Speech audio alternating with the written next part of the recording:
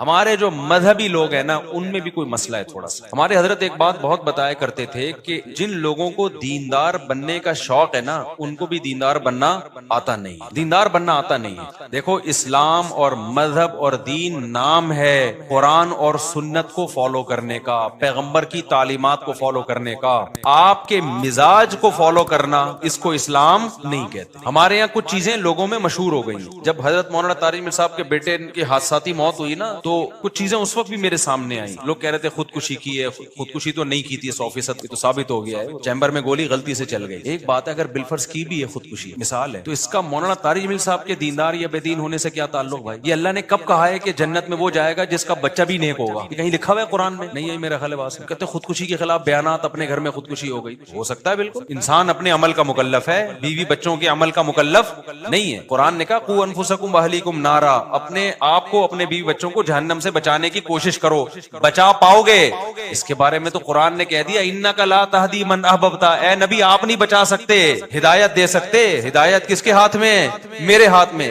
نبی اگر کسی کے دیندار ہونے سے اس کے رشتہ داروں کو ہدایت ملنا ضروری ہوتا تو سب سے پہلے محمد صلی اللہ علیہ وسلم کے سب سے چہیتے چچا ابو طالب کو ہدایت ملتی. ساری زندگی ہمارے نبی اس درد میں روتے رہے کہ کسی طرح میرے چچا کو ایمان کی توفیق مل جائے. نوح علیہ الصلوۃ والسلام نے 950 سال تبلیغ کی ہے, بیٹا کافر ہو کے مرا ہے. کیا کوئی نوح علیہ السلام, ہمارے لوگ ہوتے وہاں پہ ہم کہتے لو دنیا کو تبلیغ ہو رہی ہے, اپنے گھر کی فکر نہیں. نوح علیہ السلام کی بیوی بھی کافر, لو دنیا کو سمجھا رہے ہیں, اپنی بیگم کو دوپٹہ نہیں پہنا سکتے. یہ آج کل باتیں مارکیٹ میں کیا کر رہی ہیں. میں طلبہ سے جامعۃ الرشید میں پڑھاتا ہوں نا طلبہ کو, میں طلبہ کو چونکہ مولوی بن رہے ہیں نا, مدرسے تو مولانا بننے کی فیکٹریاں ہوتی ہیں, مال پروڈکٹ ہر سال تیار ہو کے نکلتا ہے.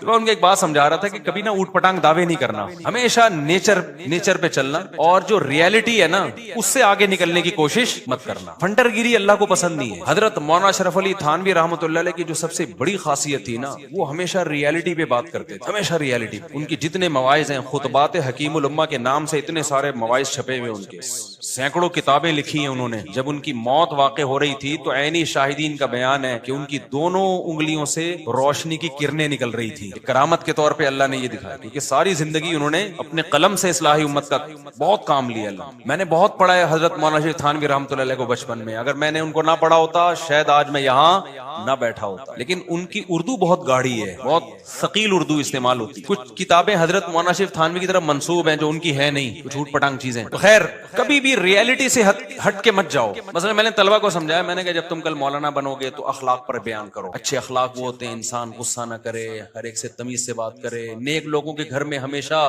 محبتیں ہوتی ہیں, کبھی جھگڑے نہیں ہوتے. یہ ہمارے واعظین بیان کر رہے ہوتے. پتہ چلا آپ کے گھر میں ہو گیا پڈا, لوگ کہیں گے دیکھو بھائی محبتوں پہ بیان ہوتے ہیں, اپنے گھر سے چیخنے چلانے کی آوازیں آ رہی. ہمیشہ بیان یہ ہوتا ہے طلاق بہت بری چیز ہے, عزت دار لوگوں کا کام نہیں ہے. لو حضرت جی کی اپنی بیگم کو کیا ہو گئی, ڈیورس, لو بھائی. ہمیشہ بیان ہوتا ہے کاؤنسلنگ, ہم گھروں کو جوڑتے ہیں, جوڑنے میں ثواب ملتا ہے. لو اپنا گھر بچا نہیں سکے, دوسروں کی کیا کر رہے ہیں, کاؤنسلنگ کر کے گھروں کو جوڑ رہے ہیں. میں نے کہا یہ پھینکو ہی نہیں. بولو بھائی ہم گھر جوڑنے کی کوشش کرتے ہیں, جوڑنا ہمارے ہاتھ میں, اپنا نہیں جوڑ سکتے کیونکہ تالی دونوں ہاتھوں سے بچتی ہے بھائی. اچھا نیک لوگوں کو بیوی ہمیشہ نیک ملتی ہے, اچھی عورتوں کو ہمیشہ بندہ اچھا ملتا ہے, کہیں بھی نہیں لکھا ہوا نا قرآن میں نہ حدیث. بعض دفعہ بڑے نیک ہوتے ہیں فراڈن مل جاتی ہے, بعض دفعہ ایک عالمہ پاکیزہ پردے دار ہوتی ہے, بندہ 2 نمبر مل جاتا ہے اس کو. سب کچھ ہوتا ہے. استخاروں کی پیداوار ایسی ہی ہوتی ہے. یہ جو آج کل خلاف سنت استخارے نکال رہے ہیں نا, استخارہ نکالا اور یہ والا رشتہ نکل آیا تو پھر وہ چرسی نکلتا ہے اس میں, کیونکہ آپ شریعت سے آگے. شریعت نے کب کہا استخارہ نکال کے شادی کرو بھائی؟ شریعت نے کہا مشورے کرو, لوگوں سے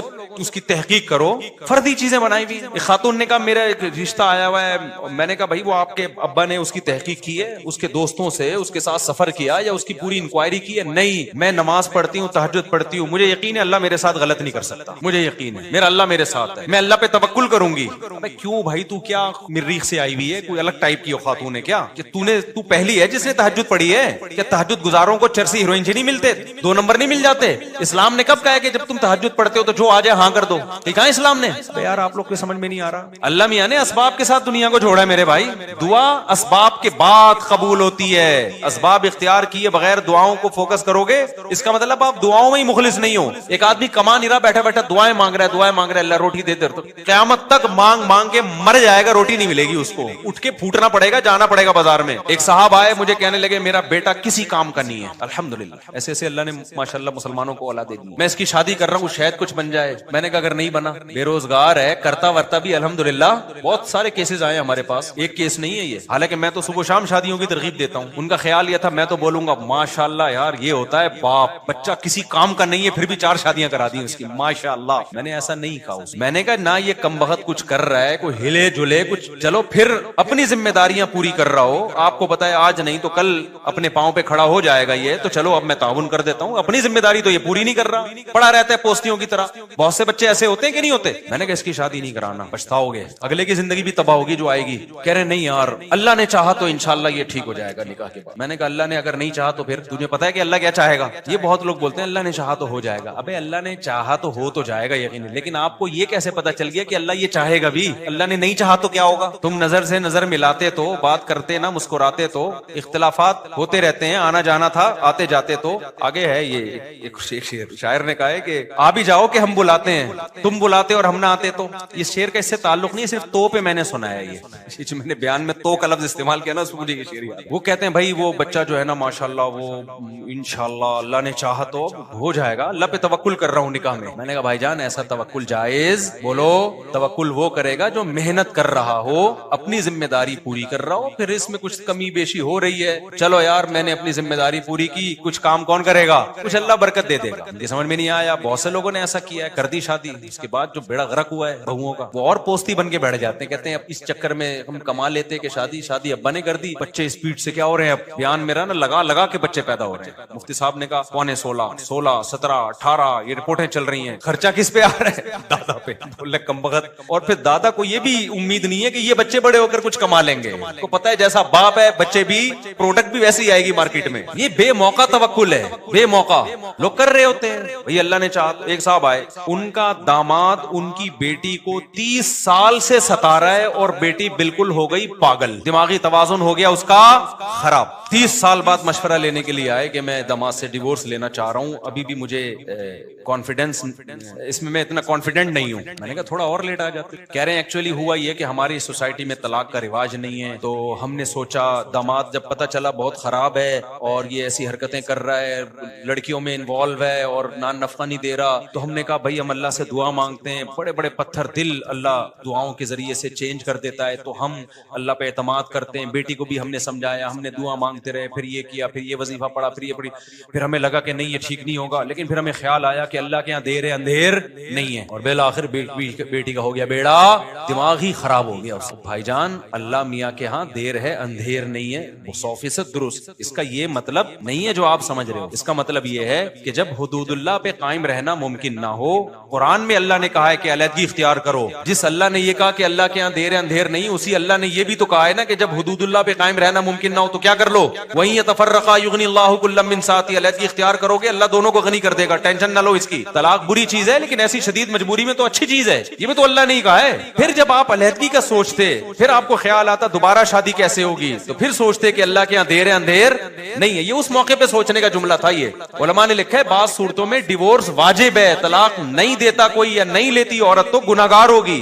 ایسا نہ ہو کہ فری میں بلا وجہ یہ کام شروع کر دیں. جب یہ کنڈیشن ہو کہ مار دھاڑ ایک دوسرے کا سر پھاڑ رہے ہو, خودکشیوں کے خیالات آ رہے ہوں, تو اسلام کیا کہتا ہے, علیحدگی اختیار کرو, چپکا کے نہیں رکھو ایک دوسرے کے ساتھ. ایک خاتون نے کہا میری شادی ہو گئی, ایک ہفتے کے بعد پتا چلا کہ جی بندہ بالکل اولاد ہی نہیں ہو سکتی, بالکل نامرد ہے. میں نے صبر کیا, کیونکہ صبر کرنے والوں کے ساتھ کون ہے, اللہ ہے. اور اس صبر کا مجھے یہ صلہ ملا کہ 20-25 سال میں نے اس شوہر کے ساتھ گزارا کیا, نہ اولاد نہ کوئی ڈیزائرز پوری کر سکتا ہے وہ, لیکن اب وہ مجھے پہ شک کرنے لگا ہے کہ یہ اتنی پاک دامنی کے ساتھ میرے ساتھ رہ رہی ہے, تو لگتا ہے کہ دال میں کچھ کالا کالا ہے. کہتی مجھے یہ وفا کا صلہ ملا. میں نے کہا آپ نے جو صبر کے فضائل سنے ہوئے تھے نا وہ اس موقع کے نہیں تھے, وہ اس موقع کے ہی نہیں تھے. وہ شادی جب ایک بندے نے دھوکہ دیا ہے, آپ کو بتایا نہیں کہ اتنی بڑی بیماری ہے, پیسوں میں دھوکہ دے دے چل جاتا ہے, عمر کا دھوکہ دے دے, تھا 40 کا بتایا 30 کا, چل جائے گا. پتھر سے تھوڑی شادی ہوتی ہے, کسی دیوار سے تھوڑی شادی ہوتی ہے. نکاح کا تو بنیادی مقصد ہی اولاد ہے. اس معاملے میں جب دھوکہ دے دیا, ایک دھوکے باز کے ساتھ وفا کر رہی ہو آپ, بیڑا غرق کر دیا پوری زندگی اپنی, اور اب 30 سال کے بعد طلاق لے کے کہاں جائے گی وہ. یہ ہے ہمارے دینداروں کے غلط کانسیپٹ. نہیں آ رہی کھوپڑی شریف میں بات؟ بھائی جان کیا ہو گیا, سمجھ میں آ رہی ہے بات؟ تو فرضی چیزیں کی ہوئی ہیں. اور ایک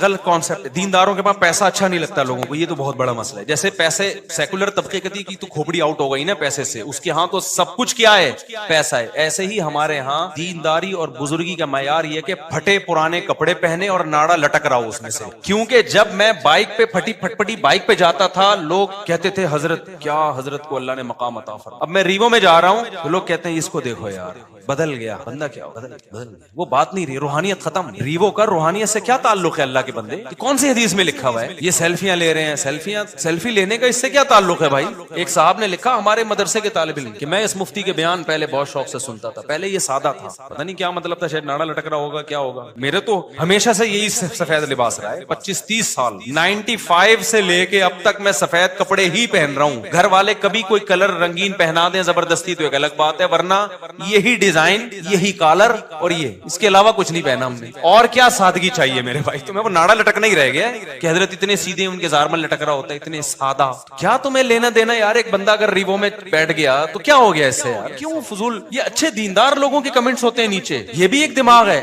کہتے ہیں حضور صلی اللہ علیہ وسلم کی زندگی تو بہت سادہ تھی. دیکھو ہمارے نبی کی زندگی میں تو پھر سفید کپڑے بھی نہیں تھے. اگر نبی کی زندگی کو فالو کرنا ہے تو اس میں پھر جو کی روٹی ہے, گندم کی روٹی بولو نہیں ہے. پھر تو علماء کو چاہیے کہ ایک ٹائم جو کی روٹی کھائیں بس. پھر اس میں ایک لنگی ہے, کبھی اوپر کی چادر تھی کبھی نہیں تھی. وداؤٹ قمیض ہمارے نبی صلی اللہ علیہ وسلم گھومتے تھے, اس لیے کہ کپڑا ہی نہیں تھا. پھر تو اگلا بیان میرا دھوتی پہن کے ہوگا وداؤٹ بنیان. پھر دیکھتا ہوں ایسی سادگی آپ افورڈ کر پاؤ گے کہ نہیں کر پاؤ گے. پھر 40 دن گھر میں چولہا نہیں جلتا تھا, پھر یہ والی زندگی ہے. 40 دن پھر آپ بھی کبھی گھر میں ہم چولہا نہیں جلے, کوئی ٹکے گا گھر میں؟ اب تو 4 کی باتیں کر رہا ہوتا ہوں, اس کے بعد ایک بھی نہیں ہوگا گھر میں. او بھائی وہ جو نبی کی زندگی تھی نا, یہ سادگی والی کی, ایک لنگی ہے, اوپر پہننے کی قمیض بھی غربت تھی, مسکنت تھی, یہ نبی کی اختیاری تھی. اس میں نبی نے ہمیں اپنے آپ کو فالو کرنے کا حکم نہیں دیا. اگر فالو کرنے کا حکم دیا ہوتا تو حضرت عثمان اور عبد الرحمن بن عوف کی بھی یہ زندگی ہوتی. ان کی تو بڑی لگژری زندگی تھی. حضرت عثمان کے اونٹ تجارتی ایک دفعہ مدینہ میں آئے ہیں نا, تو مدینہ کی زمین ہلنے لگی. پتا چلا کہ سینکڑوں اونٹ مال سے بھرے ہوئے مدینہ میں آ رہے ہیں. اونٹ کا چغازہ وزن ہوتا ہے, جب سینکڑوں اونٹ لدے ہوئے آ رہے ہوتے ہیں, پتہ چل غبار سے اور اس کی شان و شوکت سے پتہ چلا کہ کس کا تجارتی قافلہ آ رہا ہے, عثمان کا. نہیں آئی میرا خیال ہے بات سمجھ لیں. ہمارے نبی نے تو ان کو منع نہیں کیا. یہ ہمارے نبی کا فقر اختیاری تھا, اللہ نے آپ کا مزاج ایسا بنایا تھا. اس میں بہت ساری حکمتیں تھیں. وہ حکمتیں کیا تھی اس پر میں کئی دفعہ بیان کر چکا ہوں, ابھی یہ میرا ٹاپک نہیں ہے. سلیمان علیہ السلام بھی تو اللہ کے پیغمبر تھے نا, کتنا بڑا عالی شان تخت تھا ان کا, کیسا عالی شان تاج تھا ان کا. ہمارے آج کے یہ صوفی ٹائپ کے, جو جاہل ٹائپ کے صوفی ہیں, یہ اس دور میں ہوتے حضرت سلیمان کے پاس آ کے کہتے کہ آپ کی تو اسٹائل ہی الگ ہے, آپ کا تو یہ تو بزرگوں کا اسٹائل یہ ہوتا ہی نہیں. آپ کا تو لشکر دیکھو اور لگژری زندگی دیکھو, آپ کا تو تخت اتنا بڑا عالی شان تخت تھا. سلیمان علیہ السلام ایک چھپڑا بھی تو بنوا سکتے تھے نا بیٹھنے کے لیے, ایک منجی ہوتی, اس پہ سلیمان علیہ السلام آگے بیٹھ جاتے, دربار وہاں بھی لگ جاتا. ارے منجی نہیں ہوتی جس میں نیچے سے بھی ہوا لگتی ہے, بیڈ میں نا نیچے سے ہوا نہیں لگتی, منجی میں فائدہ ہوتا ہے کہ نیچے سے بھی ہوا لگتی ہے, اس میں زیادہ سکون کی نیند آتی ہے. تو سلیمان علیہ السلام ایسے بھی تخت لگا سکتے تھے کہ چارپائی ہوتی ہے وہ جو کھجور کے پتوں والی, اس پہ بیٹھتے. ہمارے نبی کا تخت تو یہی تھا بھائی. ہمارے نبی زیادہ بڑے بادشاہ تھے سلیمان علیہ السلام سے, لیکن تخت کیسا تھا, ایک بوریا چٹائی جس میں نشان پڑ جاتے تھے. سلیمان علیہ السلام بھی اللہ کے محبوب پیغمبر, لیکن ان کا انداز کیسا تھا, اتنا عالی شان تخت, ملکہ سبا دیکھ کے ہوش اڑ گئے, ہیرے جواہرات جڑے ہوئے اس میں. اب کوئی کہتا ہے یہ بزرگ ہیں, ان کا انداز تو دیکھو, اور بات کا انداز بھی وہی تھا. ہدہد مارکیٹ سے شارٹ ہوا, سلیمان علیہ السلام نے فرمایا وداؤٹ پرمیشن یہ مارکیٹ سے شارٹ کیوں ہوا ہے, جب آئے گا اگر اس نے معقول ریزن پیش نہیں کی اس کو میں سزا دوں گا یا اس کو ذبح کر ڈالوں گا. میں آپ کو لو بھائی, ان کے تو بات کیسے کر رہے ہیں یہاں کے صوفی ہوتے, کہتے یار یہ تو بات بھی عجیب انداز سے کر رہے. بھائی حکومت چلانا ہے تو اسی اسٹائل میں بات ہوگی. اگر سلیمان علیہ السلام کا اسٹائل یہ ہوتا, ہدہد جب آئے گا تو دیکھیں پہلے میں اس کو محبت سے سہروزے کی جماعت میں بھیجوں گا, محبت سے سمجھاؤں گا میں اس کو, تو ہدہد تو سدھرتا نہیں سدھرتا, جو اور درباری تھے وہ وہ بگڑ جاتے. بولتے ہیں یہ صحیح مل گئے بھائی ہمیں بادشاہ سلامت, جہاں مرضی غائب ہو جاؤ, کوئی بھی بہانہ کر دو. یہ دل کے اتنے نرم ہے, وہ بہانہ کیا کر لیتے ہیں, قبول کر لیتے. سلیمان السلام کو حکومت چلانی تھی, فوج تھی. فوج میں ایسا نہیں ہوتا میدان جنگ میں فوجی مارکیٹ سے شارٹ ہے تو آفیسر آئے کہہ رہا ہے آپ کہاں گئے ہوئے تھے بیٹا, ابھی تو جنگ شروع ہونے والی ہے, میری نانی کا انتقال ہو گیا تھا سر میں وہاں گیا. کوئی بات نہیں بیٹا, انسان کے اخلاق اچھے ہونے چاہیے, میں تمہیں کوئی سزا نہیں دینا چاہتا, آئندہ خیال کرنا. نانا کا انتقال پہ بتا کے جانا. ایسا ہوتا ہے کسی فوج میں نہیں ہوتا. نظام چلانا ہے بھائی, اس میں ڈانٹ بھی ہے, سزا بھی ہے, دھمکیاں بھی ہیں, کورٹ مارشل بھی ہے. تو جس کی نیچرل لائف ہوگی اس میں دھمکیاں بھی ہوں گی, بدماشیاں بھی ہوں گی, پھٹے بھی ہوں گے, اللہ نہ کرے طلاقیں بھی ہو سکتی ہیں, سب کچھ ہو سکتا ہے. یہ سب سوسائٹی کا حصہ ہے. وجہ اس کی یہ کہ ہو سکتا ہے آپ صحیح ہو, سامنے والا ٹھیک نہ ہو, اور یہ بھی ہو سکتا ہے سامنے والا ٹھیک ہے آپ ٹھیک نہ ہو. عورت بعض دفعہ بہت نیک ہوتی ہے, بندہ بہت ہی 2 نمبر آدمی ہوتا ہے, وہ طلاق لے لیتی ہے. لوگ کہتے ہیں لو بھائی عالمہ ہے, با پردہ ہے, مدرسوں میں ساری زندگی گزار دی اور اپنے شوہر کے ساتھ نباہ نہیں کر سکی, اب ہمیں سمجھے. او بھائی ہو سکتا ہے وہ شوہر اتنا نالائق ہو کہ وہ نباہ کے قابل ہی نہ ہو. تو یہ موضوع بڑا تھوڑا سا لمبا ہے, ابھی وقت ہمارا چونکہ ختم ہو گیا, تو جمعے کی نماز کے بعد کچھ سوالات کا سیشن بھی ہوگا, کچھ اس موضوع کو تھوڑا سا میں کمپلیٹ کروں گا. تو یہ وہ چیزیں جن کا دینداری سے کوئی تعلق بولو نہیں. پھر تعلق کن چیزوں کا ہے وہ بتاؤں گا انشاءاللہ. آپ کہیں گے پھر ہے کن چیزوں کا تعلق, تو پھر تو ایک دنیا دار میں اور دیندار میں کوئی فرق ہی ختم ہو گیا, تو وہ فرق بتاؤں گا میں. ابھی تو میں بتا رہا ہوں کون سی چیزوں کا دین سے کوئی تعلق نہیں. سمجھتے ہو گے نہیں سمجھتے؟ تو باقی وقت چونکہ پورا ہو گیا تو انشاءاللہ جمعے کی نماز کے بعد تھوڑی دیر ہم بیٹھیں گے, آپ لوگ لائن پہ رہیے گا. یہ جو آج بیان ہوا ہے نا, تھوڑا سا میں اس کو تھوڑا سا کنٹینیو کر لوں, ورنہ پھر اس پہ ڈیٹیل میں بعد میں بات کروں گا. میں مثال دے رہا تھا مولانا تاج مل صاحب کی نا, کہ لوگوں نے مشہور کیا ہوا ہے کہ یہ کر دیا وہ کر دیا. تو دینداری کے لیے لوگوں نے خود سے چیزوں کو فرض کر لیا ہے, بہت ساری چیزوں کو, حالانکہ ان کا دینداری سے کوئی تعلق نہیں. یہ جو میں نے اپنے بارے میں کہا کہ لوگوں کو گاڑی میں جاتا ہوا بندہ پسند نہیں آ رہا, کہ لوگ کہتے ہیں سادگی نہیں ہے, تو اپنے بارے میں رپورٹیں پیش کرنا مقصد نہیں ہے, اپنی صفائیاں پیش کرنا مقصد یہی ہے کہ لوگوں کا جو یہ کانسیپٹ ہے نا کہ بڑی گاڑی میں گھومنا, جہاز میں سفر کرنا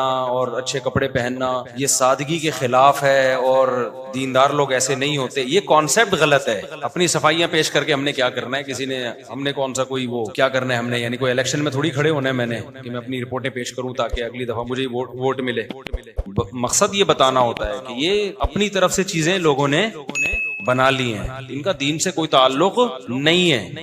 رسول اللہ صلی اللہ علیہ وسلم نے اس حدیث میں وقت کی قدر کرنے کا ہمیں حکم دیا ہے کہ اپنے ٹائم کی, اپنے وقت کی قدر کرو. اس قدر کو سمجھانے کے لیے آپ صلی اللہ علیہ وسلم نے 5 چیزوں کا تذکرہ کیا کہ 5 چیزوں کو 5 چیزوں سے پہلے غنیمت سمجھو.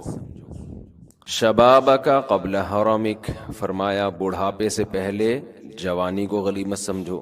فراغک قبل شغلک, جو فراغت کے ایام ہیں ان کو غنیمت سمجھو, اس سے پہلے کہ مشغولیت بڑھ جائے, بیزی ہو جائیں آپ. فقرک غناک قبل فقرک, ابھی اللہ نے اتنا پیسہ دیا کہ آپ کی بنیادی ضرورتیں پوری ہو رہی ہیں, ایسا نہ ہو کہ ایسا ٹائم آئے کہ آپ کی بیسک ضرورتیں بھی پوری نہ ہوں. تو ان ایام کو غنیمت سمجھ لو جب کھانے کو مل رہا ہے اور رہنے کو جگہ بھی میسر ہے.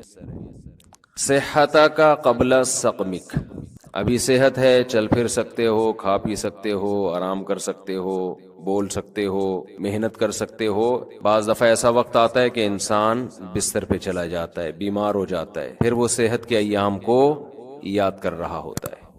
اور آخر میں فرمایا حیاتک قبل موتک, ابھی زندگی ہے لیکن یہ ہمیشہ نہیں رہے گی, ایک وقت موت کا بھی آنے والا ہے, تو اس زندگی کو غنیمت سمجھ لو اس موت سے پہلے پہلے. یہ 5 چیزوں کا نبی صلی اللہ علیہ وسلم نے تذکرہ کیا ہے. اس کا حاصل یہ ہے, خوب سمجھ لیں, جب بھی حدیث میں کوئی تذکرہ آئے 5 چیزیں یا 4 چیزیں یا 3 یا 2 عدد بیان ہو, تو اس کا مقصد وہ عدد نہیں ہوتا, وہ صرف یاد کرانے کے لیے, ورنہ 5 نہیں سینکڑوں ایسی چیزیں ہیں. آج نئے نئے مفتی پیدا ہو رہے ہیں نا جو آپ کو مجتہدین سے ہٹاتے ہیں, تو وہ حدیث پیش کریں گے, دیکھو حدیث میں یہ 3 چیزیں ہیں تو بس 3 ہیں, چوتھی کہاں سے لے آئے, 4 چیزیں ہیں 5ویں کہاں سے لے آئے, 5 چیزوں کا تذکرہ ہے, 6ٹھی مفتیوں نے مولویوں نے خود نکال لی. یہ وہ لوگ ہیں جن کو قرآن و سنت کے علاوہ سب کچھ آتا ہے, طنز کرتے ہیں مولوی ایسے بتا رہے ہیں, مفتی لوگ یہ بتا رہے ہیں. اس کی مثال دے کے پھر میں موضوع کی طرف آتا ہوں. جیسے نبی صلی اللہ علیہ وسلم نے فرمایا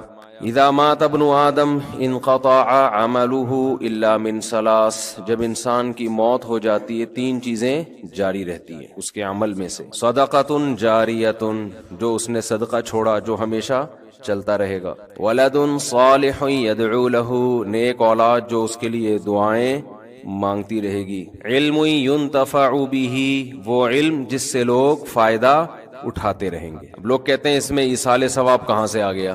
اس سے بھی واضح ایک اور حدیث ہے جس میں آتا ہے ایک صحابی نے نبی سے عرض کیا یا رسول اللہ، ایک صحابیہ نے عرض کیا میری والدہ کا انتقال ہو گیا ہے، افاتصدق عنہا، کیا میں والدہ کی طرف سے صدقہ کر سکتی ہوں؟ آپ نے فرمایا ہاں۔ تو صدقہ اس کا ثواب کہاں کس کو پہنچ رہا ہے؟ اولاد صدقہ کر رہی ہے، اولاد دعا مانگ رہی ہے، ثواب کس کو مل رہا ہے؟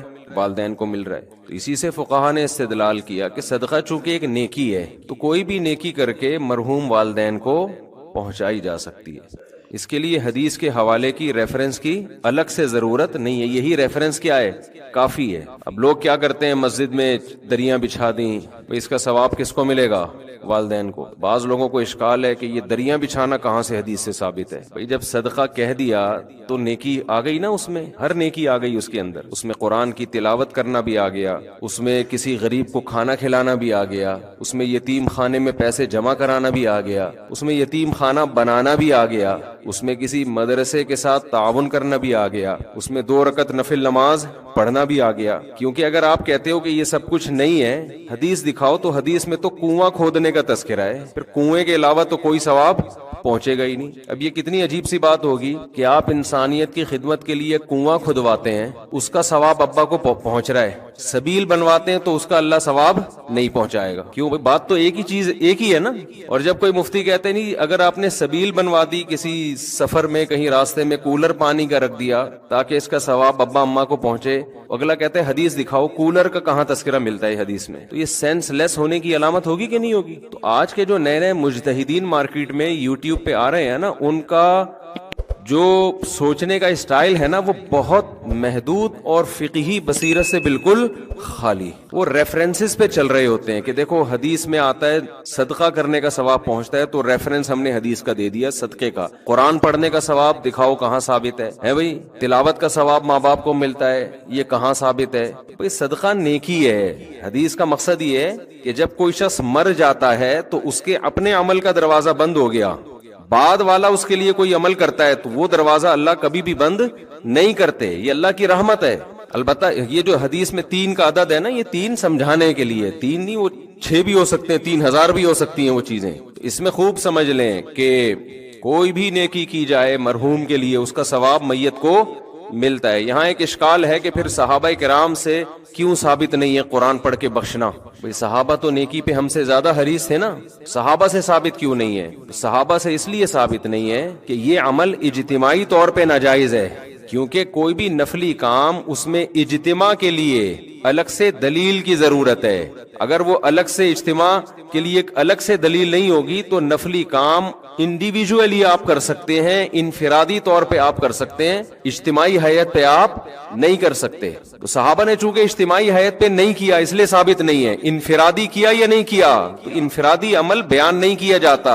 اب کوئی بھی اپنے والد کے لیے کوئی تلاوت کر رہا ہے کہ اللہ اس کا ثواب اس کو پہنچ جائے، تو یہ تو دل کی چیز ہے نا، اس کو کوئی راوی کیسے ہائی لائٹ کرے گا، کیسے اس کو نمایاں کیا جائے گا؟ یہ تو دل کی بات ہے۔ تو کتنے صحابہ نے نیک اعمال کیے، یہ ثابت ہے کہ انہوں نے فلاں عمل بھی کیا، فلاں عمل بھی کیا، فلاں عمل بھی کیا۔ اب دل میں کیا نیت تھی، اپنے والدین کو ثواب پہنچانا چاہتے تھے یا نہیں، یہ نیت یہ وہ جانے، اللہ جانے۔ ایسے تھوڑی ہوتا تھا کہ یہ پنکھا ابا کے ثواب کے لیے، لکھتے تھوڑی تھے لوگ، دل میں نیت ہوتی تھی۔ اس سے یہ بھی پتہ چل گیا کہ قرآن پڑھنا اپنے والدین کے اس کو ثواب پہنچانے کے لیے جائز ہے، لیکن ایصال ثواب کے لیے قرآن خوانی جائز نہیں ہے۔ سمجھتے ہیں کہ نہیں سمجھتے؟ There are 2 types of قرآن خوانی۔ قرآن خوانی جو اجتماعی سطح پہ ہوتی ہے نا، پبلک آتی ہے، سب قرآن پڑھتے ہیں، تو کتنی قسمیں اس کی؟ انگلی سے اشارہ بھی کر رہا ہوں، 2 قسمیں، بلکہ ہم 3 قسمیں بنا لیتے ہیں۔ اجتماعی ہیئت میں قرآن جو پڑھا جاتا ہے، سب لوگ اکٹھے ہو کے پڑھتے ہیں، اس کی 3 قسمیں ہیں۔ ایک قسم تو یہ مرحوم کے ثواب کے لیے، ہمارے ابا کا انتقال ہو گیا، تمام حضرات سے گزارش ہے ہمارے گھر تشریف لائے، آج قرآن خوانی ہوگی۔ یہ عمل بدعت ہے، ناجائز ہے۔ کیونکہ اس طرح اجتماعی حیت پہ قرآن پڑھنا بطور عبادت کے پڑھا جا رہا ہے ثواب پہنچانے کے لیے، اور نفلی کام میں عبادت اجتماعی سطح پہ جب آپ کرتے ہیں اس کے لیے الگ سے قرآن و سنت میں دلیل کی ہمیں ضرورت ہے۔ میرے بارے میں آج کل یہ بہت کہا جا رہا ہے، میں تو سروے کرتا ہوں نا کہ اس کو قرآن و حدیث نہیں آتا، بس کو شادیاں آتی ہیں، یہ آتا ہے وہ آتا ہے، لطیفے آتے ہیں۔ ہمارے جو طلبہ میں لیکچر ہوتے ہیں نا وہ اور اسٹائل کے ہوتے ہیں، عوام میں لیکچر اور اسٹائل کے ہوتے ہیں۔ عوام کے سامنے زیادہ علمی موشگافیاں جھاڑنا یہ کوئی عقل مندی کی بات نہیں ہے۔ اختلافی مسائل، کبھی ہمارے مدرسے میں آئے بیٹھے، 20 سال ہم نے تدریس کی ہے، تو تدریس عربی کتابوں کی ہے، جس میں حدیث بھی ہے، جس میں تفسیر بھی ہے، جس میں عربی گرامر بھی ہے، جس میں فقہ بھی ہے، جس میں عربی ادب کی مشکل کتابیں بھی ہیں۔ تو آج مسئلہ یہ ہے کہ جس کو 2-4 الفاظ آ جائیں نا قرآن و حدیث کے ریفرنس کے، وہ ایک چینل کھول کے ایسے بھڑکیاں مارنا شروع کر دیتا ہے جیسے اسی پہ نازل ہوا ہے، باقی کسی کو کچھ بھی نہیں آتا۔ تو خیر ہم اپنے ٹاپک کی طرف آتے ہیں۔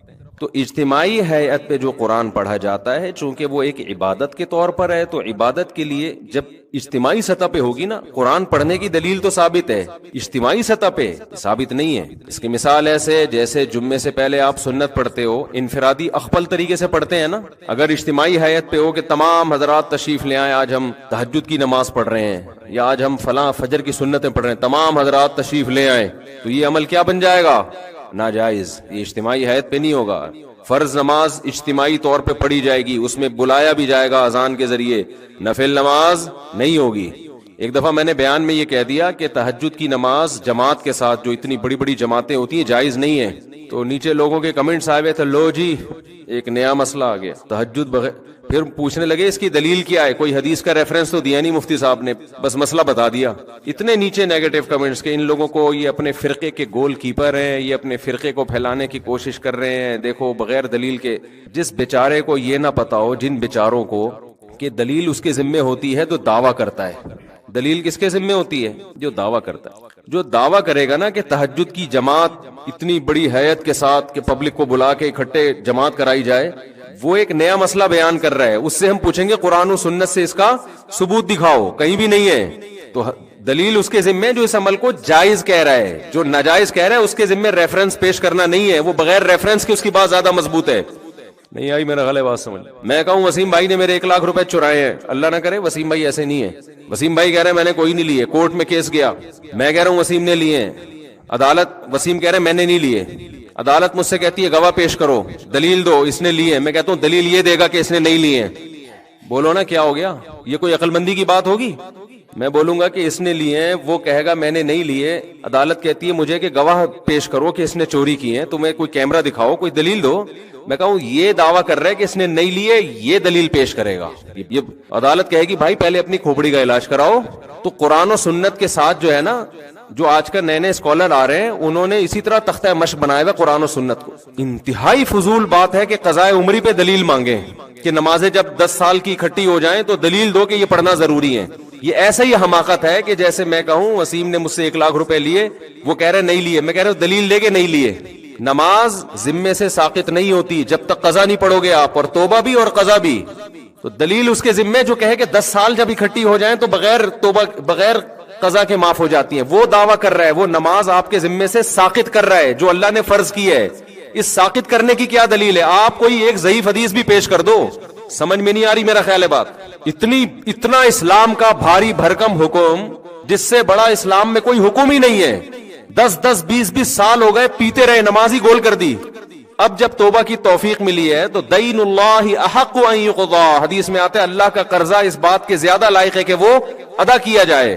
ہم نے تو حدیث بھی پیش کر دی، ان کے پاس تو حدیث بھی نہیں ہے۔ اگر ہم حدیث نہ بھی پیش کرتے یہ والی، پھر بھی یہ عقل کی بات ہے، لاجک کی بات ہے کہ جب انسانوں کا قرضہ دینا ضروری ہے تو اللہ کا قرضہ بھی ضروری ہے۔ وہ اور نماز جیسا قرضہ وہ تو کبھی بھی ساقط نہیں ہوتا۔ نبی صلی اللہ علیہ وسلم سے میدان جنگ میں نماز قضا ہوئی، کیونکہ اس وقت میدان جنگ میں نماز کیسے پڑھی جائے گی یہ طریقہ نازل نہیں ہوا تھا۔ آپ نے پہلے اس کو قضا پڑھی ہے آپ نے، اس کے بعد بقیہ نمازیں پڑھی ہیں آپ نے۔ تو مدعی کون ہے جو یہ کہے کہ اتنی ساری نمازیں جب ذمے میں رہ جائیں گی تو وہ قضا پڑھے بغیر ہی معاف ہو جائیں گی؟ یہ شخص دعویٰ کر رہا ہے۔ اس سے ہم کہتے ہیں کہ اندھی تقلید مت کرو اپنے باپ داداؤں کی، آپ قرآن و سنت سے اس کا حوالہ پیش کرو۔ سمجھ میں آ رہی ہے بات؟ چاروں ائمہ کا، تمام فقہا کا اتفاق ہے کہ جب نماز ذمے میں جب قضا کر دی آپ نے تو توبہ اس بات کی کرنی پڑے گی کہ وقت پہ کیوں نہیں پڑی. لوگ کہتے ہیں نا توبہ سے تو گناہ معاف ہو جاتا ہے، تو گناہ معاف ہو جائے گا، لیکن وہ جو آپ کے ذمے نماز واجب ہوئی ہے وہ معاف قضا کے بغیر نہیں ہوگی. سمجھتے ہو کہ نہیں سمجھتے؟ لیکن وہ آپ دیکھو کتنا قضائے عمری پہ تماشا بنایا آج کل نئے نئے اسکالرز نے کہ قضائے عمری بس اللہ غفور رحیم ہے. اللہ پہ تم ایک چیز ڈال رہے ہو بغیر دلیل کے، اللہ غفور رحیم ہے، اتنا یہ کافی نہیں ہے کہ 10 سال کی نمازیں وہ جو آپ نے ٹائم پہ نہیں پڑھی وہ معاف کرنے کے لیے تیار ہے. یہ مطلب ہے غفور رحیم کا. یہ مطلب نہیں ہے کہ جو اس کا حق ہے وہ بھی آپ پی جاؤ گے، وہ تو آپ کو دینا پڑے گا. زکاتیں بھی ذمے سے ساقط نہیں ہوتی. 20 سال زکات نہیں دی تو 20 سال کی زکاتیں بولو دینی پڑیں گی. رمضان کے روزے چھوڑ دیے ادا کرنے پڑیں گے. حائضہ عورت سے اللہ نے نماز کو ساقط کر دیا، اس پر فرضی نہیں ہوتی، لہذا اس کو پڑھنے کا حکم نہیں ہے. اس کا تقاضا یہ تھا کہ روزہ بھی اللہ نے اس سے ساقط کیا نا، ہونا یہ چاہیے تھا روزہ بھی معاف کر دیا جاتا، لیکن اللہ نے روزہ معاف نہیں کیا. تو یہ بتانے کے لیے کہ فرض میں اصل تو یہی ہے کہ قضا کیا جائے گا، چاہے اللہ کے کہنے سے ہی قضا کیا ہو. نماز میں اللہ نے اس کو چھوٹ دی ہے، لیکن وہ چھوڑ بھی اس لیے کہ وہ اللہ کے آرڈر پہ چھوڑ رہی ہے. آپ نے جو 10 سال نمازیں پی ہیں وہ اللہ کے کہنے پہ نہیں چھوڑی ہیں. بعض لوگ یہ دلیل دیتے ہیں کہ ما جعل علیکم فی الدین من حرج، اللہ نے دین میں تنگی نہیں رکھی ہے، تو 10 20 30 سال کی نمازیں قضا لگانا یہ تو حرج ہے دین میں. واقعی حرج ہے 30 سال کی نمازوں کا کسی کو حکم دینا پڑے، لیکن یہ حرج اس وقت ہے جب 30 سال کی نمازیں آپ اس سے ایک دن میں پڑھوائیں. جب آپ 30 سال کی نمازوں کے لیے 30 سال کا ٹائم دے رہے ہیں اس کو، یا 10 سال کا ٹائم دے رہے ہیں، پھر تھوڑی حرج ہے. تو یہ نئے نئے اسکالرز کو سننا چھوڑ دو خدا کے واسطے، یہ تمہیں جہنم کی آگ کی طرف لے کے جائیں گے. یہ ریفرنسز ہیں ان کے پاس، قرآن حدیث آتا واتا ان کو کچھ بھی نہیں ہے. میں جو اتنا چیختا ہوں نا مجتہدین کو فالو کرو، ابو حنیفہ، مالک، شافعی، احمد بن حنبل، یہ اس لیے کہ تم ان لوگوں سے بچو، اپنے فرقے کے گول کیپر کے طور پہ نہیں. فوراً جب ہم کوئی بات کرتے ہیں نا تو فوراً یہ کہ یہ تو اپنے فرقے کے کیا ہیں، گول کیپر ہیں. یہ بات غیر مسلم بھی کرتا ہے. جب آپ اسلام کے برحق ہونے کی بات کرتے ہو کہتے ہیں یہ تو چونکہ مسلم ہے لہذا اس نے کس کو سپورٹ کرنا ہے، اسلام کو. بھائی ہم مسلم ہونے کی وجہ سے اسلام کو سپورٹ نہیں کر رہے، اسلام کے مدلل ہونے کی وجہ سے مسلم ہیں. اسلام کے علاوہ ہمیں کوئی سمجھ میں ہی نہیں آتا. تو ہم جو چاروں ائمہ کے قائل ہیں نا کہ ان چاروں فقہ میں سے کسی ایک کو فالو کرو، اس لیے نہیں کہ ہم ان میں سے ایک کو فالو کرتے ہیں، بلکہ اس لیے کہ ہم فالو اس لیے کرتے ہیں کہ ان کا فقہ مدلل ہے، اس میں قرآن و حدیث کو صحیح طرح سے سمجھا گیا ہے، اور اس میں امت اختلاف اور انتشار سے بچے گی. اس کے علاوہ جتنے پیکج امت کو جوڑنے کے لیے دیے جا رہے ہیں وہ امت کو جوڑنے کے بجائے توڑنے ہیں. سمجھ میں آ رہی ہے بات کہ نہیں آ رہی؟ وہ پیکج بڑے جاندار، شاندار اور پرکشش، لیکن ان پیکیجز پہ جب آپ عمل کریں گے نا تو اس میں ٹوٹنے کا عمل بڑھتا چلا جائے گا. ہر اسکالر ایک نیا فرقہ ہے اور دعویٰ یہ کرتا ہے کہ میں قرآن و حدیث کے علاوہ کسی چیز کو نہیں مانتا، لیکن 4 اسکالر ہوں گے تو چاروں کی الگ الگ رائے، 5واں ہوگا تو اس کی الگ رائے، 6واں ہوگا تو اس کی الگ رائے. چند چیزوں میں متفق ہوتے ہیں، باقی ہر چیز میں الگ ہیں. تو یہ امت کا ویسے ہی بیڑا غرق ہونے والا ہے جس طرح سے ابھی چل رہا ہے نا حساب کتاب. اور ان جدید جتنے اسکالرز ہیں نا ان میں ایک چیز کامن ہے، قضاء عمری کا سب کیا کرتے ہیں، انکار. قدیم جتنے اسکالرز ہیں مذہب کے ان میں ایک چیز قدر مشترک ہے، قضاء عمری کا کوئی بھی انکار نہیں کرتا. قضاء عمری سمجھتے ہیں کہ نہیں سمجھتے؟ تو کہاں ہم ابھی آتے ہیں اس دوبارہ سے اصل ٹاپک کی طرف آؤں گا میں. تو وہ میں کہہ رہا تھا کہ اجتماعی حیت پہ قرآن خوانی کیا ہے میرے بھائی، بولو نا، جائز نہیں. کیوں جائز نہیں ہے؟ جب اجتماعی سطح پہ کوئی عمل کرتے ہیں، جیسے تہجد ہے، تہجد میں نبی صلی اللہ علیہ وسلم نے لوگوں کو جمع کر کے کبھی نہیں بلایا، کوئی ایسی روایت نہیں ہے. ہمیشہ آپ نے تہجد پڑھی، 1 2 3 4 صحابہ آپ کے ساتھ شامل ہو گئے، یہ جائز ہے، ہم بھی اس کو جائز کہتے ہیں. امام ابو حنیفہ کو چونکہ قرآن و سنت بہت اچھی طرح سے آتا تھا لہذا اس عمل کو امام حنیفہ جائز کہتے ہیں. بھائی اتفاقی طور پر کوئی تہجد کے لیے کھڑا ہوا ہے، 2 4 آدمی اس کے پیچھے آ جائیں، اعلان کر کے کہ فلاں اتنے بج کے اتنے منٹ پہ ہمارے یہاں تہجد کی نماز ہوگی، تمام حضرات تشریف لے آئیں. اس کا ثبوت ہمیں قرآن و سنت میں نہیں ملتا، صرف رمضان میں حضرت عمر کے عمل سے ملتا ہے، تراویح جس کو کہا جاتا ہے، اس لیے اس کو نام بھی الگ دیا گیا. سمجھتے ہو کہ نہیں سمجھتے؟ اس میں اجتماعی حیت. اور حضرت عمر نے کیوں؟ اس لیے کہ نبی نے یہ رمضان میں 3 دن کیا پھر چھوڑ دیا تاکہ فرض نہ ہو جائے. تو حضرت عمر سمجھتے تھے کہ آپ نے اس لیے چھوڑا فرض نہ ہو جائے، یہ اس کی علامت ہے، آپ اس کو زندہ رکھنا چاہتے تھے. تو اب فرضیت کا امکان ختم ہو گیا لہذا حضرت عمر نے اس عمل کو دوبارہ شروع کرا دیا. تو رمضان گیا اور وہ تراویح کی نماز گئی. اس میں قیام اللیل کا بھی ہمیں ثبوت نہیں ملتا کہ الگ سے پھر رات کو اجتماعی حیت پہ نماز پڑھی جائے. تو قرآن خوانی کیا عمل ہے میرے بھائی؟ غلط ہے، اس کو ترک کر دینا چاہیے. جب کسی کا انتقال ہو جائے تو آپ اخپل طریقے سے، سب سے بہتر تو وہ چیز ہے جو منسوس ہے، جس کا حدیث میں صراحتاً ذکر ہے، وہ صدقہ خیرات ہے. سب سے بہتر وہ ہے. اس کو آج کل لوگ فوکس نہیں کر رہے، قرآن خوانیوں پہ پورا زور لگایا ہوا ہے، اور پھر اس میں دیگیں چلتی ہیں، کھانے چلتے ہیں، لوگ آتے ہیں بوٹیاں پھوڑ رہے ہوتے ہیں، کہ عجیب ہی منظر ہوتا ہے. ولیمے اور میت کا فرق کیا ہو گیا؟ ختم.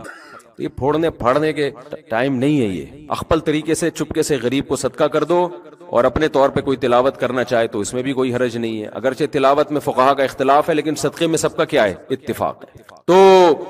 تو دیر آر کتنی ٹائپس آف؟ 3. ایک تو ایصال ثواب کے لیے قرآن خوانی، وہ جائز نہیں ہے. دوسرا قرآن خوانی کی قسم ہے برکت کے لیے قرآن خوانی. دکان کھولی آپ نے نئی، آپ نے مکان بنایا، آپ چاہتے ہو یار اس میں کوئی اچھا کام پہلے ہو جائے، بجائے اس کے کہ ڈائریکٹ جا کے ڈرامہ دیکھنا شروع کر دیں بچے آ کے. ایسا ہی ہوتا ہے نا. تو کام کی ابتدا کس سے ہو بھائی؟ برکت سے ہو. اور کوئی بھی شیطانی اثرات ہوں، اس سے یہ گھر پاک ہو جائے، تو اس کے لیے قرآن خوانی کی جاتی ہے. تو برکت کے لیے قرآن خوانی چونکہ عبادت کے طور پہ نہیں ہے، وہ از قبیل رقیہ ہے. رقیہ سمجھتے ہیں وہ کیا ہے؟ دم جسے کہتے ہیں رقیہ. تو رقیہ ایک علاج کی قسم ہے. علاج کے لیے قرآن و سنت سے ثبوت کی ضرورت نہیں ہوتی. جیسے آپ نے کہا بھائی فلاں آیت پڑھ کے مجھ پہ دم کر دیں، مجھے بڑا فائدہ ہوتا ہے، تو اب اس کے لیے ثبوت کی ضرورت نہیں ہے. تو جیسے ایک صحابی رسول نے کسی پہ جن تھا تو سورہ فاتحہ پڑھ کے دم کر دیا، تو ان کو تو نہیں پتا تھا کہ اس سے فائدہ ہوگا، نہ نبی سے انہوں نے پوچھا تھا. بعد میں اطلاع ملی تو آپ نے فرمایا کہ یہ تو رقیہ ہے، سورہ فاتحہ تو اس سے تو فائدہ ہوتا ہے. یا سورہ بقرہ کا ورد کرا لیا گھر کے اندر. سمجھتے ہو حدیث میں آتا ہے سورہ بقرہ جس گھر میں پڑھی جاتی ہے اس گھر میں شیاطین نہیں آتے، حدیث کا مفہوم ہے. تو یہ بذات خود یہ جائز عمل ہے برکت کے لیے. لیکن بعض علماء کی رائے یہ ہے کہ لوگ برکت والی قرآن خوانی اور ایصال ثواب والی قرآن خوانی میں فرق نہیں کرتے. تو یہ والی قرآن خوانی ذریعہ بنتی ہے وہ والی قرآن خوانی کا. سمجھ میں آ رہی ہے بات؟ یہ ذریعہ بنتی ہے کس چیز کا؟ ایک بدعت کا. ایک بات تو یہ. دوسری بات یہ کہ جو برکت کے لیے قرآن خوانی عام طور پہ گھروں میں ہوتی ہیں، مدرسوں سے بچوں کو بلایا جاتا ہے، بچے بےچارے کھاپے کی نیت سے آتے ہیں، وہ صحیح طرح پڑھتے بھی نہیں ہیں، انتظار کر رہے ہوتے ہیں کھانے میں کیا ملے گا. ابے فلاں کے یہاں گئے تھے، ایسی مزے کی نہاری کھلائی تھی، اس کی بریانی میں بوٹیاں ہی نہیں ہیں، گوشت ایسا ہے، تو برکت گئی تیل لینے. ایک قسم کا قرآن کے ساتھ کھاپے کا ذریعہ ہے. یہ قسم بچوں کی عادتیں بھی خراب ہوتی ہیں اس سے. مفت کی عادت پڑتی ہے بچوں کو. محتمم کے اپنے مزے ہوتے ہیں، یہ فری پھوکڑ میں آج ایک ٹائم کے کھانا کیا ہو گیا ہمارا، بچ گیا. اور پھر دینی مدارس کے جو طلبہ ہیں ان کا وقت انتہائی قیمتی ہے. اگر وہ واقعی طالب علم ہے، اس کو چاہیے اپنے وقت کو کیا سمجھے؟ قیمتی. ادھر سے دعوت آ رہی ہے، ادھر قرآن خوانی میں جا رہا ہے، ادھر سے دعوت آ رہی ہے، ادھر. یہ دینی مدرسوں کے طلبہ کے وقار کے خلاف ہے. ہمارے حضرت فرمایا کرتے تھے کہ علماء یا طلبہ ان کی مثال ایسے ہے جیسے بوتل پانی سے بھر لی فل، ایک بلبلہ بھی نہیں ہے اس میں. اب آپ اس میں اگر پانی کا ایک قطرہ بھی ڈالیں گے نا تو پرانا ایک قطرہ نکالنا پڑے گا، پھر نیا قطرہ ایڈجسٹ ہوگا اس میں. تو فرماتے تھے علماء کا 24 گھنٹے طلبہ اور علماء یہ اللہ کے وارث ہیں. ان کے اوقات اتنے قیمتی ہیں کہ ان کا جو اسکیجول صبح سے لے کے رات اور رات سے لے کے صبح تک ایسا ہونا چاہیے کہ اس میں کوئی نئی چیز آ ہی نہ سکے. اس میں اگر کوئی نئی چیز آئے تو پرانا کوئی کام ڈسٹرب ہو، اس میں کوئی پرانے کام کو آگے پیچھے کرنا پڑے. تو اب یہ دیکھا جائے گا کہ پرانا زیادہ امپورٹنٹ ہے یا نیا زیادہ امپورٹنٹ ہے. اگر نیا کام ایسا آ گیا ہے کہ پرانے کام کا نقصان کرنا پڑ رہا ہے، پھر تو نیا کام اس میں ڈالیں اپنے اسکیجول میں، اور پرانے کو کیا کر دیں؟ ایک دن کے لیے ناغا کر دیں. اور اگر نیا والا پرانے والے سے زیادہ امپورٹنٹ نہیں ہے تو نئے والے کو کیا کر دیں؟ کینسل، ہٹا دیں اس کو. سمجھ میں نہیں آ رہی بات؟ اب آپ کہیں گے 24 گھنٹے کا ایسا اسکیجول، یہ تو آدمی ڈپریشن کا مریض بن جائے گا. بھائی صبح سے لے کے رات، رات سے لے کے صبح تک تو ڈپریشن کا مریض نہیں بنے گا. ڈپریشن ختم کرنے والی چیزیں بھی اس میں کیا ہوں گی؟ اسی میں شامل ہوں گی نا. اس میں ایکسرسائز بھی شامل ہے، بچوں کے ساتھ گپ شپ بھی شامل ہے، گھر والوں کو ٹائم دینا بھی شامل ہے، کھاپے بھی شامل ہیں. کسی دن جاوید نہاری بھی شامل ہے اس میں. کبھی چلے گئے تو وہ کون سی نہاری تھی جو اس دن کھائی تھی؟ وہ والی نہیں، نہ وہ مزے کی نہیں تھی. مجھے یوٹیوب پہ ویڈیو بھی آئی ہے میری آج کل، کسی نے چپکے سے کیمرے سے بنا کے ڈال دی، زاہد نہاری نا طارق روڈ پہ، وہ بھی شامل ہے. مزہ نہ آئے پیسے واپس. تو یہ بھی آپ کے اسکیجول کا حصہ بولو نا ہونا چاہیے. تو یہ سب چیزیں اس میں داخل ہے. اب کوئی نئی چیز اگر آ رہی ہے تو پرانا شیڈول آپ کا کیا ہوگا؟ متاثر ہوگا. اگر نہیں ہو رہا ہے اس کا مطلب آپ فارغ آدمی ہو، کسی کام کے آپ فالتو ہو، بلا وجہ پیدا ہوئے. آپ بلا وجہ پیدا اسے کہتے کان سے پکڑ کے جو جہاں چاہے لے جائے. آ جا یار کھاپے پہ چلے، آ رہا ہوں. ٹھیک ہے نا, روزانہ کھاپا, ابے آ جاؤ ادھر بیٹھتے ہیں, بیٹھ گیا, ابے چل ادھر گٹر کا ڈھکن گورنمنٹ نے لگا دیا, وہ ہمارے گٹر کراچی میں ڈھکن نہیں ہوتے نا, تو ادھر ہمارے یہاں لگ گیا, آ جا بیٹھتے ہیں وہاں, چل بھائی بیٹھتے ہیں, پوری رات بیٹھے ہوئے. اس کا مطلب یہ غلط پیدا ہو گیا ہے, اس کو بالکل پیدا ہونے کی کسی کام کا نہیں. بعض دفعہ یہ ہوتا ہے کسی دوست کا فون آیا, چل کھاپے پہ چلتے ہیں, آپ نے کہا چلو چلتے ہیں, تو اب یہ بدگمان نہ ہو کہ یہ بندہ فارغ ہے, ہو سکتا ہے اس کا اسکیجول کل کا کھاپا ہو, اس کی ڈائری میں کل کھاپے کا تذکرہ ہو, لیکن اس نے کہا آج بندے کا فون آیا, دوستی ہے, اس سے گپ شپ ہے, تو وہ کل والا کہاں لے جاتے ہیں, آج کر لے. تو میرے ساتھ ایسا ہوتا ہے بعض دفعہ, کسی قریبی دوست کا فون آیا, مفتی صاحب کھاپے پہ چلیں, ہم کہا چلو بھائی. وہ ہوتا یہ ہے کہ وہ جمعرات کو کہیں ڈائری میں کھاپا ڈالا ہوا ہوتا ہے, تو اس کو ہم اس دوست کی وجہ سے 2 دن پہلے لے آتے ہیں, پھر وہ 2 دن والا اسکپ کر دیتے ہیں, جو آج والا کام ہے وہ اس دن ڈال دیتے ہیں. سمجھتے ہیں کہ نہیں سمجھتے؟ ایک ڈائری بنایا کریں ایسے, پورا ہفتہ اس میں آپ کے سامنے ہو وہ پیج, پورا ہفتہ اس میں آپ کے. ابھی میں بتاتا ہوں, یہ حدیث کی تشریح میں بتاتا ہوں میں, تو کیونکہ یہ حدیث کی میں نے تشریح شروع کر دی, وہ پھر ترتیب سے چلے گی تو زیادہ فائدہ ہوگا. ابھی میں وہ قرآن خوانی کا وہ جلدی سے مکمل کر کے پھر وہ حدیث پڑھی ہے نا, اس میں یہ آئے گا تذکرہ انشاءاللہ. صلو علی الحبیب. تو خیر, آپ نے دوسری قسم ہے قرآن خوانی کی رقیہ, جس کو برکت کی قرآن خوانی کہتے ہیں. تو فی نفسی ہی یعنی بذات خود یہ جائز عمل ہے, لیکن بعض علماء اس کے خلاف ہیں کہ بھئی گھر والے بیٹھ کے کر لیں, جیسے سورہ بقرہ پڑھنی ہے سب اکٹھے گھر والے کر لیں. یہ باہر سے ادھر ادھر سے پبلک کو بلانا اور یہ سب چیزیں, اس کے فسادات زیادہ ہیں, اس میں وہ برکت رہتی بھی نہیں ہے. کھاپے کا تذکرہ زیادہ ہوتا ہے, اور جو رقیہ کا جو مقصد تھا وہ مقصد پوری طرح حاصل نہیں ہوتا. بہرحال اگر کوئی کرتا بھی ہے تو اس پہ اتنا سخت انکار نہیں کیا جائے گا. کوئی برکت کے لیے قرآن پڑھوا لیتا ہے, بے شک بچوں سے ہی پڑھوا لیتا ہے, تو فی نفسی یہ جائز عمل ہے. تیسری قرآن خوانی وہ ہے جو اتفاق سے لوگ جمع ہوتے ہوں کسی ترتیب کی وجہ سے. اس کی مثال ایسے, جیسے ہم فجر سے پہلے 2 سنتیں پڑھتے ہیں نا, تو اب سب لوگ آ کے پڑھ رہے ہوں, لوگوں نے جمع نہیں کیا, لیکن چونکہ ٹائم ہے سنتوں کا تو سب پڑھ رہے ہوتے ہیں, تو دیکھنے میں ایسا لگتا ہے سب اجتماعی سطح پہ پڑھ رہے ہیں, حالانکہ وہ ایک اتفاقی ان کا آپس میں ربط ہو گیا ہے. تو ایسے ہی دینی مدرسوں میں یہ ہوتا ہے کہ بچوں کو تلاوت کا ٹائم دیا جاتا ہے, تو اس کا ٹائم بتایا جاتا ہے, بھائی صبح ناشتہ ہے اتنے بجے, پھر پڑھائی ہے, پھر یہ ہے, پھر یوں ہے, پھر رات عشاء ہے, پھر عشاء کے بعد سب نے کیا کرنا ہے, قرآن کی تلاوت کرنی ہے. تو یہ ایک نظم کے تحت ہے. اس کو وہ قرآن خوانی, وہ والی قرآن خوانی نہیں کہیں گے جو بدعت ہے, یہ تو ایک نظم کے طور پر. بعض فوجی اداروں میں ہمیں دیکھنے کو ملا, رینجرز کے ایک بڑے آفیسر تھے, انہوں نے بتایا کہ ہمارے ہاں فجر کی نماز کے بعد پابندی ہے, تمام جتنے بھی فوجی ہیں نا جو رینجرز کے ملازمین ہیں وہ سب قرآن کی تلاوت کریں گے. تو ایک ٹائم دیا ہوا ہے نا, تو یہ مینجمنٹ کے لیے ایک ٹائم دیا ہوا ہے, اس کو مینج کرنے کے لیے یہ بھی جائز ہے, اس میں بھی کوئی حرج نہیں ہے. یہ ایک ترتیب پہ لانے کے لیے سب کو, کیونکہ پھر ان کا باقی ٹائم نہیں ملے گا نا ان کو تلاوت کا سارا دن.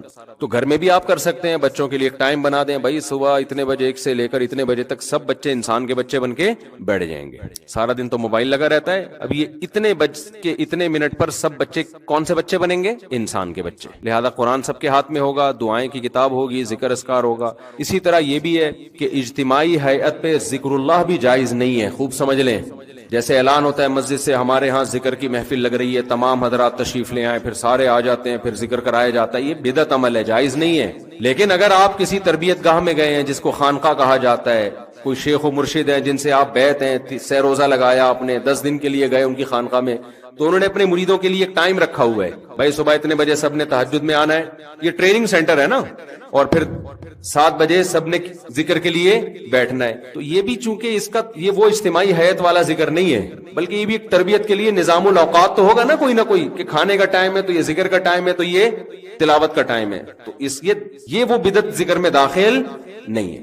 لیکن جو نارملی ہمارے یہاں بعض مسجدوں سے اعلانات ہو رہے ہوتے ہیں, یا نمازیوں کو اعلان کیا جاتا ہے بھائی 4 بجے ہمارے ہاں ذکر کیا جائے گا, تمام حضرات تشریف لے آئیں, یہ بدعت ہے. کہ تمام حضرات کیوں تشریف لے آئیں بھائی, کوئی آپ کا کوئی وہ چل رہا ہے, اگر کوئی تربیتی پروگرام چل رہا ہے تو جو تربیت کے لیے آئے ہوئے ہیں وہ بیٹھے ہوئے ہیں آپ کے پاس, تو ان کو آپ بتا دیں بھائی عصر کے بعد ذکر ہوگا, مغرب کے بعد تلاوت ہوگی, 4 بجے تہجد کے لیے سب اٹھیں گے, اور تمہارے باپ کو بھی اٹھنا پڑے گا اس میں, یعنی معذرت کے ساتھ, یعنی زبردستی اٹھائیں گے آپ. تو یہ زبردستی ٹریننگ کے لیے ہے, تو اس کو اس اجتماعی حیات میں شامل نہیں کیا. ہم نے جب 3 دن کی ٹریننگ کروائی کنٹری کلب میں, پورے ملک سے لوگ آئے تھے, تو ہم نے ان کو 4 بجے تہجد کے لیے اٹھاتے تھے, ان کو کہتے تھے آپ کے باپ کو بھی اٹھنا پڑے گا, کسی کو سونے کی اجازت نہیں ہے. اور پھر 5 بجے ہم ان سے جاگنگ کروایا کرتے تھے, اور جاگنگ میں بھی ہم نے ان سے کہہ دیا تھا کہ آپ کے باپ کو بھی جاگنگ بولو کرنی پڑے گی, کیونکہ جو دیندار لوگ ہیں نا, یہ جاگنگ نہ کرنے کی وجہ سے بھی آڑے ترچے, دیندار کیا سب برابر ہیں اس میں, دیندار تو پھر بھی تھوڑا بہت نماز کے لیے چل کے آ جاتے ہیں. میں دیندار کا تذکرہ اس لیے کیا کہ ہم تو دینداروں کو فوکس کر رہے تھے نا, ورنہ یہ ہماری پوری قوم کا المیہ ہے کہ پوستی پن الحمدللہ اتنا زیادہ ہماری قوم میں آ گیا ہے کہ اللہ کی پناہ. بس اب میں پھر جاؤں گا تو پھر بہت لمبا بیان اسی پہ ہو جائے گا. سوتے ہیں تو سوتے ہی پڑے رہتے ہیں, سوتے رہتے ہیں, نہ چل سکتے ہیں نہ ہل سکتے ہیں. اللہ تعالیٰ مغفرت فرمائے انتقال کے بعد, کیونکہ انتقال کا چانس میں کوشش کرتا ہوں کہیں سیڑھیوں پہ کہیں جانا ہے نا تو لفٹ کے ذریعے حتی الامکان کوشش کرتا ہوں بچوں. کہیں بھی آپ کہیں فلیٹ میں رہتے ہیں, کہیں جانا ہوتا ہے, سیڑھیوں سے جایا کرو میرے بھائی. لفٹ کا استعمال کم, لفٹ کو لفٹ کر دو, لفٹ نہ دو لفٹ کو. لیو لیفٹ ہے نا, لیو دو اس کو لفٹ کو, تو اس کو لفٹ نہیں کراؤ الا یہ کہ کہیں جلدی ہے. تو خیر, تو یہ قرآن خوانی کا ہم نے تھوڑا بتا دیا. میں جلدی سے حدیث کو کمپلیٹ کر دوں. تو میں نے جو حدیث پڑھی, نبی صلی اللہ علیہ وسلم نے ارشاد فرمایا 5 چیزوں کو غنیمت سمجھو. کس سے پہلے؟ 5 چیزوں سے پہلے. اچھا, میں نے جو بتایا 5 چیزیں, تو میں نے عرض کیا کہ حدیث میں جب 5 کا تذکرہ آتا ہے تو مراد 5 نہیں ہوتا. ان چیزوں کو ہائی لائٹ کر دیا, ورنہ یہ 5000 بھی ہو سکتی ہیں. تو اس کا حاصل یہ ہے کہ اپنے وقت کی قدر کرو, اپنے وقت کی قدر کرو. فراغ کا قبل شغلق, مشغول ہونے سے پہلے جو فراغت کے ایام ہے نا, کسی کوئی بڑی مشغولیت آ گئی, پھر آپ کفے افسوس ملتے رہو گے, یار اس وقت تو میں ویلا ہی بیٹھا ہوا تھا, یہ اس وقت کتنا ٹائم تھا میرے پاس, میں صبح پھر 12 بجے سو کے اٹھتا تھا, پھر میں سارا دن آوارہ گردی کرتا تھا, کاش وہ فراغت کے ایام آ جائیں, کاش.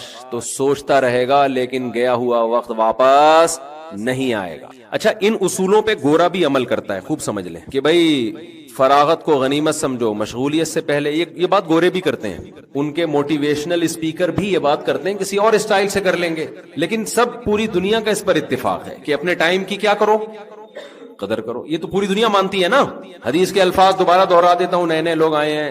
آپ نے فرمایا صحت کو غنیمت سمجھو بیماری سے پہلے, فراغت کو غنیمت سمجھو مشغولیت سے پہلے, پیسے کو غنیمت سمجھو غربت سے پہلے, اور جوانی کو غنیمت سمجھو بڑھاپے سے پہلے, زندگی کو غنیمت سمجھو موت سے پہلے. تو یہ بات گورے بھی مانتے ہیں, غیر مسلم بھی مانتے ہیں, بھائی ٹائم کی قدر کرو, ٹائم ویسٹ نہ کرو. لیکن اسلام جو آپ کو ٹائم ویسٹ کرنے سے بچاتا ہے اور جو گورا آپ کو بچاتا ہے, دونوں کے کانسیپٹ میں زمین اور آسمان کا فرق ہے.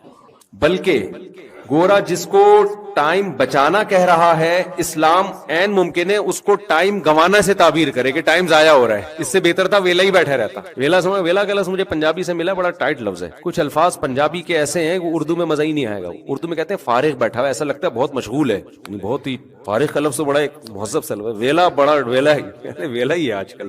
ویلے میں جو مزہ ہے وہ, جیسے اخپل جو پشتو کا لفظ ہے نا, اخپل, وہ مزہ اپنے میں نہیں ہے. اخپل طریقے سے دین پہ چلتے ہیں. تو ٹائم بچانے کا مطلب یونیورسٹیوں میں بھی بتایا جاتا ہے نوجوانوں کو, اپنا ٹائم بیٹا ویسٹ مت کرو, ٹائم ضائع مت کرو.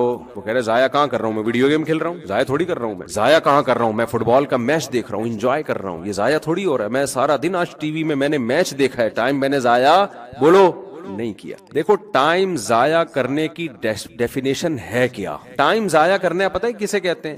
آپ کا جب کوئی ہدف ہو تو ہر وہ چیز جو آپ کو آپ کے ہدف سے ہٹا رہی ہو, آپ کو آپ کی منزل سے دور کر رہی ہو, ہر وہ عمل ٹائم ضائع کرنا کہلائے گا. اور ہر وہ عمل جو آپ کو آپ کے ہدف کے قریب لے کے جا رہا ہے وہ ٹائم کی قدر کرنا کہلائے گا. میں سمجھا پایا ہوں اپنی بات؟ تو پتا چلا کہ جس شخص کا کوئی ہدف ہی نہیں ہے, اس کے کسی عمل کو دیکھ کے آپ یہ کہہ ہی نہیں سکتے کہ یہ ٹائم بچا رہا ہے یا ٹائم ضائع کر رہا ہے, کیونکہ پہلے ہدف متعین ہوگا, اس کے بعد اس کے کام کو دیکھ کر ہم یہ فیصلہ کریں گے کہ یہ اپنے ٹائم کو قیمتی بنا رہا ہے یا ٹائم کو ضائع کر رہا ہے. جب ہدف ہی نہیں ہے تو ضائع ہی ضائع ہو رہا ہے, پھر چاہے کچھ بھی کر رہا ہو. دیکھو آپ نے کراچی سے پشاور جانا ہے, آپ کا ہدف کیا ہے؟ پشاور جانا ہے. بائی ٹرین جانا ہے اور ٹرین کا ٹائم ہے فار ایگزامپل ہفتے کے دن 4:05 ہوتا نہیں ہے 5 ہمارے یہاں. یورپ میں اور سعودیہ میں بھی دیکھا ہم نے کہ 4:06 کا مطلب 6 منٹ ہے. ہمارے ہاں 4:05 کا مطلب, ہفتے کا مطلب یہ ہے کہ انشاءاللہ اگلے سال سے پہلے آپ پشاور پہنچ جائیں گے. اس سال ہی ٹرین چلے گی, اگر سیلاب نہ آیا, زلزلے نہ آئے, ٹریک اپنی جگہ رہے اور آپ کی زندگی نے بھی آپ کے ساتھ وفا کی, تو اس سال انشاءاللہ آپ ٹرین میں پشاور یہ مطلب ہے. اسی حساب سے آپ اپنی ڈائری میں اسکیجول بنایا کریں. آج میں صبح 10 بجے اسلام آباد سے پہنچا ہوں یہاں کراچی نا, تو 10 بجے کی فلائٹ تھی, 12 بجے پونے 12 بجے اس نے کراچی جہاز نے اترنا تھا, 1:15 بجے میں نے ممبر پہ بیٹھنا تھا, تو ایئرپورٹ سے بھاگتے بھاگتے آنا پڑا نا مجھے, پھر نہانا بھی تھا. تو میں دعا مانگتا جا رہا تھا یا اللہ فلائٹ لیٹ نہ ہو جائے. 10 بجے جب میں ایئرپورٹ کی طرف جا رہا ہوں تو ایک فون آیا, میں ڈر گیا, میں نے کہا لے بھائی فلائٹ ہو گئی کینسل. تو ڈرتے ڈرتے میں نے, کیونکہ اگر 10 منٹ بھی 15 منٹ بھی آدھا گھنٹہ بھی فلائٹ لیٹ تو جمعہ گیا, ہمارا جمعہ گیا تھا. میں نے فون اٹھایا, جی کہہ رہے فلائٹ ٹائم پر ہے. تو مجھے اتنا خوش ہوئی, میں نے کہا اللہ تیرا شکر ہے. اور پھر اب مجھے اندازہ ہوا کہ یار آئندہ یہ رسک جمعے کے دن کبھی صبح کی فلائٹ نہیں لینی ہے, کیونکہ اس کا مطلب جمعہ کوئی بھروسہ نہیں ہے. پھر وہ ہماری جو ایئر لائنز ہیں ان کی بھینٹ, پھر انہی سے کہو گے پائلٹ سے تو ہی جا کے بیان کر لے بھائی. تو پاکستان میں اس چیز کا بڑا آپ کو خیال کرنا پڑتا ہے کہ آپ نے کوئی کام لازمی ٹائم پہ پہنچنا ہے نا, تو آپ کم سے کم 6 مہینے پہلے کا, یہ زیادہ ہو گئی, کم سے کم 24 گھنٹے کا تو مارجن آپ بولو رکھیں. پنجاب میں میرا بیان تھا, جلسے میں خطاب تھا, بہت دور دور سے لوگ آئے ہوئے تھے, اور ایک 15 دن سے وہ کارڈ بٹ رہے تھے, مفتی صاحب آ رہے ہیں آ رہے ہیں آ رہے ہیں. وہ لاہور اتر کے گجرانوالا جانا تھا میں نے, تو ماشاءاللہ فلائٹ اتنی لیٹ اتنی لیٹ اتنی لیٹ اتنی لیٹ کہ 12 بجے تو یہاں سے اڑی ہے وہ, اتنی لیٹ, پتہ نہیں 7-8 گھنٹے لیٹ. پھر ہم جب وہاں پہنچے تھکاوٹ سے حال خراب, پھر جلسے میں پہنچے, لوگ کوئی آدھا سو رہا ہے, کوئی آدھا مرا ہوا ہے, کوئی کسی کا جنازے کا اعلان ہو رہا ہے. عجیب سی میری بھی حالت وہاں بھی, وہ بھی بیچارے ٹینشن میں, چلو جی اب کیا بیان ہوتا وہاں پہ. تو میں نے کہا بھائی یہ سارا اصحال ثواب کس کو جائے گا, ہماری جو ایئر لائنز ہیں ان کے لیے. تو خیر یہ ٹائم کی قدر ہے ہمارے ہاں, کیا ہے قدر ہے. اس میں کچھ تو موسم کی بھی ہو سکتی ہے, جو وہ تو پوری دنیا میں ہوتی ہے, لیکن اتنا موسم ہمارے آڑا ترچھا نہیں ہوتا جتنا باہر کے ملکوں میں ہوتا ہے. وہاں پھر بھی لیٹ ہونے کا ریشو کم ہے, ہمارے ہاں بہت زیادہ ہے. پوری قوم ایک اس مصیبت میں مبتلا ہے بھائی, کوئی کام ٹائم پہ ہو ہی نہیں سکتا. تو شادیاں کبھی ٹائم پہ کہاں ہوں گی, تبھی وہ بھی لیٹ ہو رہی ہیں. اچھا اس میں مسلمان نمبر 1 ہے, یہ ٹائم پہ ہو رہی ہیں الحمدللہ. ٹائم سے مراد گوروں سے پہلے ہو جاتی ہیں. گورا ہر چیز میں چست ہے, شادی کے معاملے میں گورے سے زیادہ سست اس کائنات میں کوئی بھی نہیں ہے. اتنا سست ہے نا, 50-55 میں جا کے سوچ رہا ہوتا ہے کہ رسک لیں یا نہیں لیں. بچے مشورہ دے رہے ہوتے ہیں اپنے ابا اما کو, اب کر لو شادی, خدا کے لیے کچھ ہمارا بھی خیال کرو یار, کوئی غیرت بھی کچھ ہوتی ہے.